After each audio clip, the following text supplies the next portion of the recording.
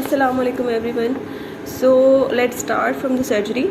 अच्छा, सबसे पहले सर्जरी के पेपर पैटर्न के बारे में आपको बताऊंगी। पेपर कैसे आता है, क्या क्या पार्ट्स होते हैं, कितने कितने मार्क्स होते हैं, ठीक है। अबाउट FJITSB एंड UHSB, ठीक है। उसकी तैयारी कैसे करनी है, आपने पेपर को कैसे तैयार करना है, और अभी अगर आप पेपर के लिए कुछ ना कुछ कंट्रीब्यूट करना चाहते हैं तो अभी से आप कैसे तैयारी कर सकते हैं, ठीक है। आपके टेस्ट वगैरह की क्या इंपॉर्टेंस है, वार्ड टेस्ट कैसे होते हैं, ठीक है। शॉर्ट केस, लॉन्ग केस, ऑस की क्या होती है, हर चीज़ हमारी भाई डिस्कस करेंगे, ठीक है। So let's start with the written paper, ठीक है। सबसे पहले अगर हम रिटन पेपर की बात करें सर्जरी के, तो सर्जरी के दो पार्ट्स होते हैं, ठीक है। सर्जरी पार्ट 1 और सर्जरी पार्ट 2, ठीक है।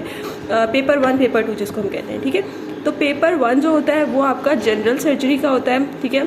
जनरल सर्जरी जो आपने पढ़नी होती है वो दूसरी जो होती है वो पार्ट 2 स्पेशल सर्जरी होती है, ठीक है। तब स्पेशल सर्जरी वैसे ही आप सर्जरी पार्ट 2 कह देते हैं उसको। उसमें सारे सिस्टम्स आते हैं आपके।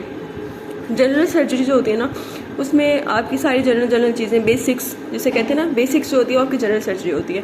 बाकी जो होती है वो सिस्टेमिक सर्जरी या स्पेशल सर्जरी या सिस्टेमिक सर्जरी दूसरी को कहते हैं, ठीक है। अच्छा, हमारे यहाँ यही ट्रेंड फॉलो मोस्टली करते हैं बच्चे के डोगर पढ़ना या शॉर्ट बुक्स की तरफ जाना। मैं कभी भी आपको शॉर्ट बुक रेकमेंड नहीं करूँगी, ठीक है। पता क्या, अगर सबसे पहले पेपर 1 की बात करते हैं, ठीक है। पेपर 1 के अंदर आपकी होती है जनरल सर्जरी, ठीक है। जनरल सर्जरी आपने A to Z पहले से कवर करनी होती है, ठीक है। और उसमें एक तो आपके 65 MCQs होते हैं, ठीक है। उसके अलावा आपके 13 या 14 SCQs होते हैं, ठीक है। तो अब जो MCQs होते हैं ना, वो सारे के सारे बेले से आते हैं, ठीक है। I am making sure, one two all, सारे बेले से आते हैं, ठीक है। आप इसे शॉर्ट बुक से कवर कर भी लोगे ना, फिर भी आपको बेले को अप्रोच करना ही पड़ता है, ठीक है। तो इसलिए मैं आपको रेकमेंड भी यही करूँगी, जस्ट एक दो चीज़ें हैं जो कि बेले में नहीं है, वो आपको छोटी बुक डोगर से देखनी पड़ती हैं, ठीक है। लेकिन लेकिन लेकिन whole of the general surgery is covered by Bailey, ठीक है। ये अपने जहन में रखिएगा कि बेले को आपने किसी सूरत नहीं छोड़ना। बच्चे सीनियर जो होते हैं कि जिन्होंने जस्ट पास करने के लिए पढ़ना है या जस्ट पूरे मार्क्स लेने हैं, वो आपको यही कहेंगे गो फॉर डोगर, ठीक है। और डोगर में आपको बता दूँ कभी आपको याद नहीं रहती। डोगर ने मुझे इतना तंग किया है सिस्टेमिक सर्जरी में कि द थिंग्स आर के मुझे मतलब समझ क्या, वो रट्टे शट्टे मार लेते थे कि असेसमेंट आ गई, टेस्ट आ गया जी, ऊपर ऊपर से देख के ना, वहाँ से पॉइंट्स देख लिया जी, अब पेपर पास हो जाएगा, टेस्ट पास हो जाएगा। लेकिन जब दोबारा पढ़नी पड़ती थी वो बिल्कुल नहीं लग रही होती थी चीज़। वो ऐसे होता था कि जस्ट बिल्कुल ब्लैंक, दोबारा आपको चीज़ वो फिर नए सिरे से पढ़नी पड़ती थी। मैंने कोई 10 दफ़ा उसके हर टॉपिक को पढ़ा, लेकिन जितनी दफ़ा पढ़ती थी वो मुझे नया लगता था। तो इसलिए एंड पे आके मुझे रिग्रेट होना शुरू हो गया कि मैंने सिस्टमिक के लिए भी डोगर क्यों पढ़ी। ये है कि अगर आपसे कोई चीज़ मिस हो रही है बेले से, तो आप वो जस्ट डोगर से करो, लेकिन totally dependent Dogar I will not recommend at all, ठीक है। सबसे पहले अगर जनरल सर्जरी की बात करें, जनरल सर्जरी आपने A to Z बेले से करनी है, ठीक है। उसके ना पार्ट्स हैं। सबसे पहले जो है वो आपका हीमोस्टेसिस वाला पोर्शन है, जिसमें इन्फेक्शंस आते हैं। उसके बाद जो फर्स्ट वाला पोर्शन है उसके अंदर आपके क्या कहते हैं, सर्जिकल एथिक्स वगैरह वाला टॉपिक्स है। आपने सबसे पहले जो है ना, ट्रांसफ्यूजन रिएक्शंस आ जाते हैं, शॉक आ जाता है। उसमें मोस्ट इंपॉर्टेंट चीज़ें shock, transfusion reaction, infections, topical infections, ये चीज़ें बहुत ज़्यादा इंपॉर्टेंट है, ठीक है। तो ये सारा कुछ आपने बेले से ही कवर करना है, ठीक है। सबसे पहले मोस्ट इंपॉर्टेंट चैप्टर्स जो आपको मैं भी मार्क करवा दूँगी। मेरे पास फिलहाल बुक्स नहीं है क्योंकि मैं आते हुए बुक्स लेके ही आई, लेकिन मैं आपको हर चीज़ के बारे में गाइड करूँगी, इसके बारे में बता दूँगी, ठीक है। उसके बाद दूसरा जो मोस्ट इंपॉर्टेंट इसमें पार्ट है वो दो पार्ट्स हैं। एक तो आपका जो एनेस्थीसिया वाला पार्ट है, ठीक है। Pre op preparation, operation theatre के अंदर आपने क्या क्या प्रिपरेशंस करनी है, ठीक है। उसके बाद पोस्ट ऑप प्रिपरेशन, एनेस्थीसिया आपने कौन सा देना है। एनेस्थीसिया का टॉपिक आपने डोगर से लाजमी देखना है, ठीक है। यहाँ से भी करना है, वहाँ से भी करना है। ये नहीं कि आप यहाँ से कर लो वहाँ से छोड़ दो, दोनों जगह से करना है, ठीक है। बाकी जो आपको बता रही हूँ कि वो सारा कुछ इधर से कवर होना है, ठीक है। उसके बाद आपके सूचर्स बहुत इंपॉर्टेंट होते हैं, आपके ऑस्की में आते हैं सूचर्स, ठीक है। वाइक्रल, कैटगट, ठीक है, और प्रोलीन होता है, एक सिल्क होता है, ठीक है। ये 4 सिर्फ सूचर्स करने हैं, बाकी कोई सूचर नहीं करना होता, ठीक है। उसके बाद नेक्स्ट इसका पोर्शन है वो जो बर्न्स वगैरह वाला ना, जो सर्जरी के वो वाले क्या कहते हैं, टॉर्चर ट्रॉमा का जो पूरा यूनिट है वो आपने बहुत अच्छे से करना है। This is the most important part. जितने आगे मोस्ट लगा सकते हो ना लगा लो, ठीक है। उसमें से कुछ भी नहीं मिस करना। A to Z introduction to trauma, आपको एक एक चीज़ ट्रॉमा के बेसिक स्टेप्स तो रट्टे होने चाहिए फिंगर टिप्स पे। तो आई विल रेकमेंड कि आपका जब आपकी रोटेशंस लगती है ना, सर्जरी की रोटेशन आपकी 3 महीने की रोटेशन होती है, and 3 months are more than enough for a single subject, ठीक है। तो आपकी जब रोटेशन लगती है ना, उस रोटेशन में आप और कुछ करो ना करो, लेकिन जस्ट आपने एक काम ज़रूर करना है, सर्जरी की रोटेशन में जनरल सर्जरी लाजमी कवर करनी, ठीक है। आपने शुरू कैसे करना है, जस्ट बेसिक टॉप चैप्टर्स जो है ना, मोटे मोटे से शॉक हो गया, ट्रांसफ्यूजन रिएक्शन हो गया, tropical infection, surgical infection, surgery in tropics, इस तरह के चैप्टर्स जो है ना वो आपने यूनिट 1 से कवर करना है। तो दूसरे जो है ना, आपने क्या कहते हैं, दूसरा यूनिट आपका एनेस्थीसिया वगैरह वाला, pre op, post op preparation, इस तरह की जो है ना वो वाला पोर्शन। उसके बाद आपने वो वाला चैप्टर टॉपिक पूरा कवर करना है, वो छोटे चैप्टर्स है 2-2 पेजेस के, वो आपने कवर करना है, ठीक है। तीसरे नंबर पे आपने ट्रॉमा पे आना है। ट्रॉमा के अंदर आपने जस्ट सबसे पहले आपकी बेसिक ट्रॉमा की कि आपने ट्रॉमा के आपकी मैनेजमेंट करनी कैसे, कोई भी किसी भी किस्म का ट्रॉमा है उसकी मैनेजमेंट सेम होती है, ठीक है। और उसके अलावा एक बात हमने ज़रूर याद रखनी है, हम ट्रॉमा के जब मैनेजमेंट याद करते हैं ना, अब हर चीज़ में उसी को लिखना शुरू कर देते हैं, ठीक है। जैसे पेरिटोनाइटिस आ गया, सबसे पहले ATLS होता है ना, उसमें ATLS फॉलो किया, उसकी ऑक्सीजन मेंटेन की, उसको जो है हमने जो है वो रिससिटेट किया, ये सारा कुछ किया, वो इस तरह की मैनेजमेंट होती है। हमारे माइंड में ऐसा एक माइंड स्केच बन जाता है, हम हर चीज़ में उसको लिखना शुरू कर देते हैं, ठीक है। तो ये बात याद रखनी है। फॉर एग्जांपल पेरिटोनाइटिस हो गया किसी बंदे को, इमरजेंसी सिचुएशंस और भी होती हैं, GIT की भी इमरजेंसी सिचुएशन होती हैं, उनमें आपने ट्रॉमा के प्रोटोकॉल्स को फॉलो नहीं करना होता, ठीक है।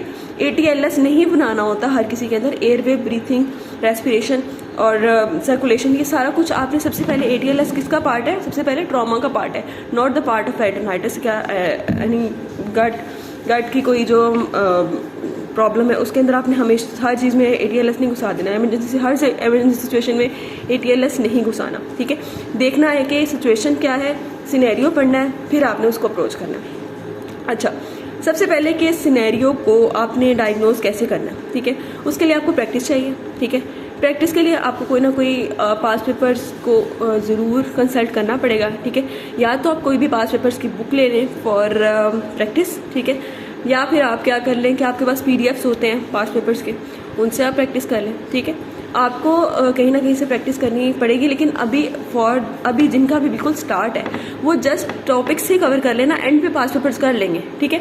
अभी नहीं भी पास्ट पेपर्स होते हैं ना, जस्ट इतना कर लें कि जनरल सर्जरी लाजमी कवर कर लें, ठीक है। और आपकी असेसमेंट तो होनी होती है यूनिट में, आपको पता है, तो असेसमेंट में जो केसेस हैं वो केसेस आप लाजमी स्पेशल सर्जरी से प्रिपेयर कर लें। 3 months are more than enough for that subject, ठीक है। ये अभी सिर्फ जनरल का मैं बता रही हूँ, और जनरल में ट्रॉमा, एनेस्थीसिया और मोटे चैप्टर्स लाजमी आपने अपनी रोटेशन में कवर करके जाने हैं। ये अपनी बात अपने पल्ले से बांध लो, ठीक है। एंड पे आपको बहुत तंग करेगी, वरना जनरल सर्जरी बेले एकदम से कवर नहीं होती, वो टाइम मांगती है आपसे, आप नहीं पढ़ोगे साथ साथ, एंड पे आपको बहुत मसला करेगी, ठीक है। बस ये समझ लो। दूसरी चीज़ स्पेशल सर्जरी की बात करते हैं, ठीक है। स्पेशल सर्जरी हमारे यहाँ कॉन्सेप्ट है Dogar A to Z। No, I will not recommend Dogar A to Z, ठीक है। डोगर से आपने वो चीज़ करनी है कि जो चीज़ आपकी बेले से रह जाए, आपके पास टाइम नहीं है कि आप बेले से कवर कर सको, उस चीज़ के लिए आप जाओ। डोगर नॉट फॉर एवरीथिंग, ठीक है। अब फॉर एग्जांपल थायराइड है, थायराइड उसमें बेले में बहुत लंबा है, ठीक है। अगर आपके पास टाइम है, आपने क्या करना है, उसको रीड देते जाओ, काम की बातें निकालते जाओ, उनको हाईलाइट कर लो, ठीक है, या उनको मार्क करते जाओ कि ये चीज़ यहाँ से, बेले पूरी की पूरी नहीं करनी होती, ठीक है। आपने उसको पढ़ना एक दफ़ा लाजमी है, लेकिन पढ़ोगे उसमें से चीज़ें निकालनी है। उसमें बॉक्सेस बने हुए, इतना आसान कर दिया हुआ है, बॉक्सेस बना के चीज़ों को, बहुत बड़े बड़े पैराग्राफ्स को शॉर्टलिस्ट किया हुआ है उसमें बॉक्सेस बना के। आपने पैराग्राफ्स में से चीज़ें निकालनी, उनको हाईलाइट करते जाओ जो आपको काम की बात लग रही है। लिटरली मैंने यही किया है। जो GIT के सारे चैप्टर्स मैंने, होल GIT मैंने ऑलमोस्ट मेले से कवर की थी, ठीक है। और मुझे एंड पे आके एहसास हुआ था कि मैंने बहुत बड़ी गलती की है ये डोगर को पकड़ के ना, तो मुझे एंड तक चीज़ें याद नहीं होती थी, मुझे रट्टे नहीं लगाने आते, तो इसलिए मुझे एंड पे बड़ा मसला हो रहा था। मैं जितनी दफ़ा पढ़ती थी ना, उतनी दफ़ा मुझे नहीं लगती थी चीज़ें। तो आपने डोगर को साथ ज़रूर रखना है, ठीक है। ये नहीं कि आप बिल्कुल बेले पे ही डिपेंडेंट रह जाओ, क्योंकि बेले बहुत लंबी होती है, कवर नहीं हो पाती। लेकिन जो कवर कर सकते हैं, I will highly recommend cover from बेले, ठीक है। जो चीज़ आप, बहुत बड़े चैप्टर्स हैं फॉर एग्जांपल, और कुछ चीज़ें ऐसे भी हैं जो डोगर में अच्छी हैं, जैसे ब्रेस्ट का चैप्टर है, वो आपने यहाँ से तो कवर करना ही करना है। इसमें से भी बेले से आप रीड करोगे काम की बातें हाईलाइट करोगे, ठीक है, और डोगर में कुछ चीज़ें ज़्यादा अच्छी लिखी हुई है वहाँ से कवर करोगे, ठीक है। इस तरह करके आपने दोनों को साथ लेके चलना है। बेले से सब कुछ नहीं करना, बेले रीड ज़रूर करनी है, ठीक है। ये नहीं कि आप बिल्कुल डोगर पे डिपेंडेंट रह जाओ। और मैं आपको बेट लगा के कहती हूँ, जो चीज़ आप बेले से पढ़ोगे ना, याद आपको वही रहेगी। और एंड पे सबसे ज़्यादा याद करना, रिवाइज़ करना आसान, मुझे बेले की चीज़ें रिवाइज़ करना सबसे ज़्यादा आसान था। मैंने more than half of the जो था ना वो क्या कहते हैं सर्जरी, वो बेले से कवर की थी। सिस्टेमिक की हाफ से ज़्यादा मैंने बेले से ही कवर की थी। लेकिन जो चीज़ें मुझसे नहीं हुई थी उसके लिए मैं उस पर गई थी, डोगर पे गई थी, क्योंकि मुझे शुरू में मेरी इसी टाइप की सीनियर्स ने जो आपको कह रही हैं कि डोगर पढ़ो, उन्होंने कहा था डोगर ही पढ़नी है।